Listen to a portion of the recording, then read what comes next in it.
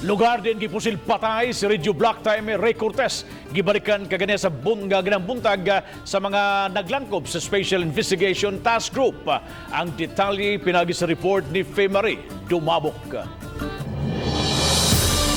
Mato ni Police Colonel Josefino Ligan nga nipay og angle shooting ang mga sakop sa SITG. Labi na mga investigador, kiniron pagsuta kun asa gyud nagikanang ni pusil sa biktima.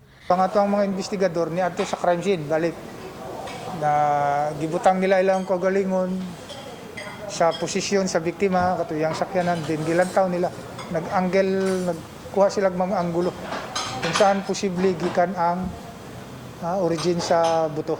Base sa autopsy result, adunay duha ka entry wounds nga nakita sa lawas ni Cortez. Apan aduna sab sila gisunod nga theory nga nagikan lang kini sa usa ka bala. Ang bala nga nakuha gingong gikan sa 5.56 long firearm. Gitug-an ni Ligan nga nakigalayo na usab ang pamilya ni Cortez sa kapulisan diha sa investigasyon. Ako gi-emphasize ato ang mga miyembro sa SITG niya, we need to solve this case.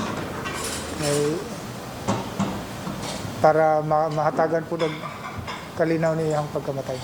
Uban ni Jun Sulon, ako si Faye Marie Dumabok. Balitang Bisdak.